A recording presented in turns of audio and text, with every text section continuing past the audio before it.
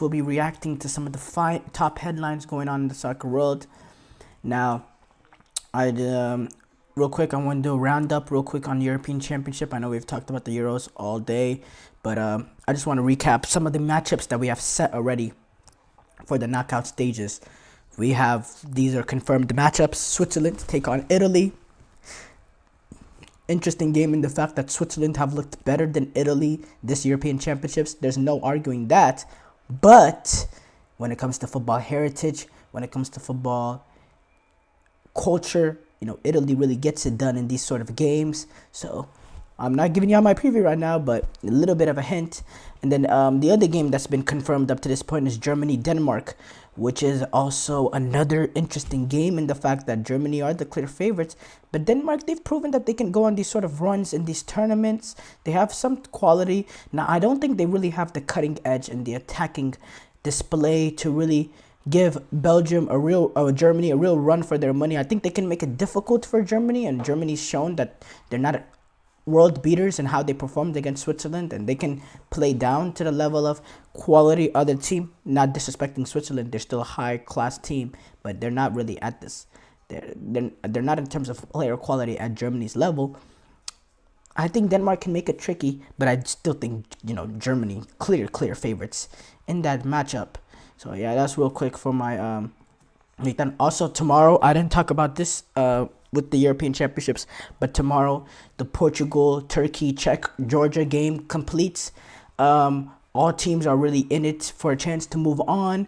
Portugal, they're already through, as they're kind of win the group mathematically. Turkey, if they win by like 5-6 goals and Portugal lose, then maybe Turkey could win the group. But other than that, Portugal, they're going to win the group. I see a lot of rest coming for them as they take on Georgia, which can make it better for Georgia, give Georgia a chance to move on, because Georgia already have a point at this tournament.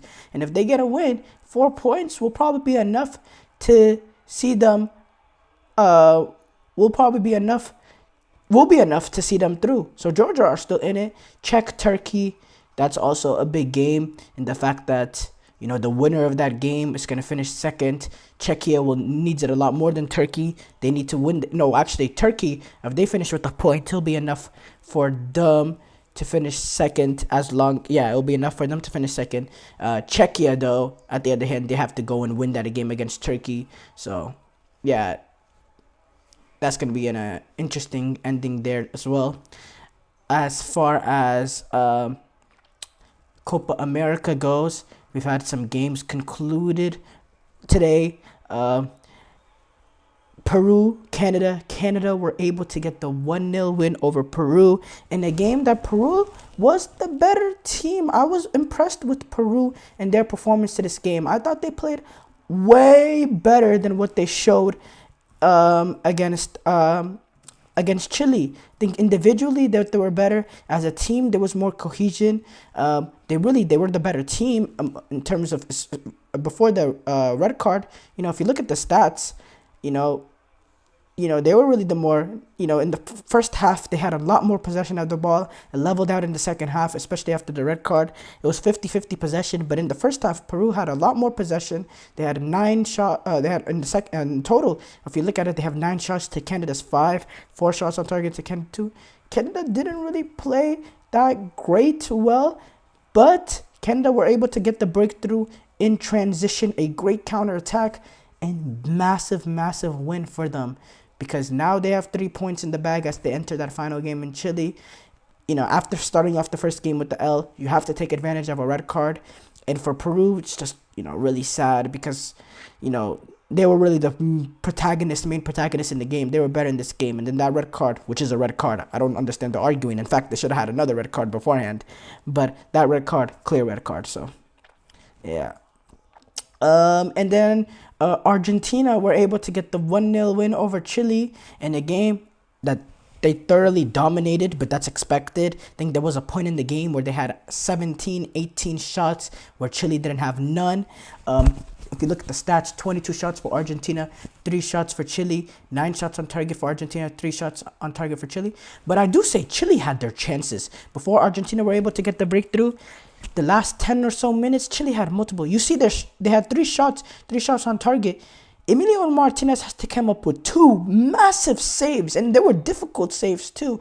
Or Chile would have took the lead in the game late, which would have put Argentina in a dangerous situation there. But Chile weren't able to get that breakthrough, and then Argentina on a set piece opportunity in the 88th minute, Lautaro Martinez, and yeah, that's the Argentina way under Lionel Scaloni, 1-0.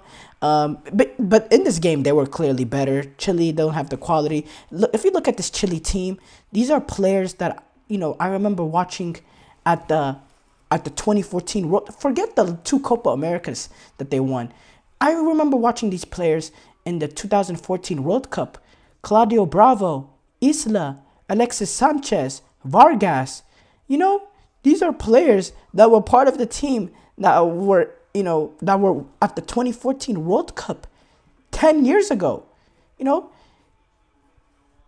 There's no new generation influx of Chilean talent. They're just not at that level at this point in age. It's a bad moment for them. It's a bad moment for them as a national team, and I think they're their Copa America is on life support as well as Peru's. But despite Peru outplaying Canada, entering this European Championship, I did think Argentina and Canada were the two best teams. I think in terms of quality that they possess, those are the two best teams. So no real surprises there, in my opinion, despite the performance that the Peruvians was able to have today. Brazil, they finished 0-0. Vinicius Rodriguez, lifeless. Vinicius, 3 goals and 31 caps. Nowhere near the level he is for Brazil that he provides for Real Madrid. No real clutch ability. No real clutchness from him. No real threat from him in behind. There's threat, but not the threat that he provides for Real Madrid. So, Brazil, they find themselves in a tricky position entering that second group game. But, it's tough position to find themselves in. We didn't talk about Serbia. They got eliminated at these European Championships. Not enough goals from them. Mitrovic didn't really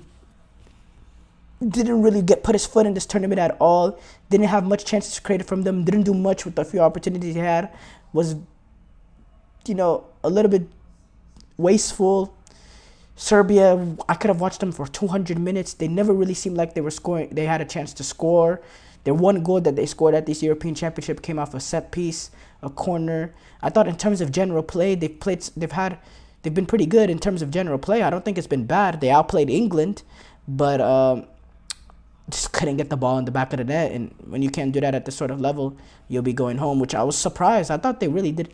Dusan Tadic, I don't know what's up with the Serbian coach. Dusan Tadic is their main guy in terms of ability, in terms of quality. They're number 10 in terms of creation. He also has the ability to score a goal himself. But 2 of the 3 games, he didn't even start from the beginning. I don't understand that at all. I know he's an older player, but he still had a brilliant season in the Turkish league. I don't understand that at all, to be honest, whatsoever. It's confusing. I don't know. The U.S. men's national team, they have announced post this Copa America that they'll be playing Canada, New Zealand, Panama in their September and October matches, friendly matches. I don't understand why they continue to play. Why they continue to play against these national teams that really don't provide. Canada does, but New Zealand and Panama, come on, you're preparing for a home World Cup in 2 years. Why not go against the bigger teams and continue to go up against some of the bigger teams in South America, or go to Europe and play against some of the big teams in Europe? Why do this? What's the point in these low quality friendlies that don't really show us much? at all that don't prove to us whether or not Berhalter's ways will prove against a good team. Why are you wasting these windows going up against these games? I don't understand the U.S. Soccer Federation. Really don't understand it. Really a horribly ran organization, and they continue to be horribly ran, going all the way back to the days where they would play games in New York, going up against Costa Rica. Just, ugh. And you think a change at the top will make it better.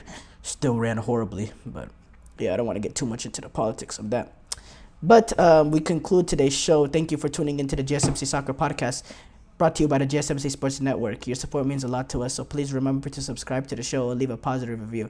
It really does make a difference. We also invite you to follow us on Facebook, Twitter, TikTok, Instagram for more content and updates. Thank you once again, and have a wonderful, wonderful day. Let's go. I wake up to a little bit of drool on my pillow, feel like it's gonna be a bad day. Yeah, I'm tired of shit, and the coffee ain't hit yet, damn, ain't that great. I don't wanna go to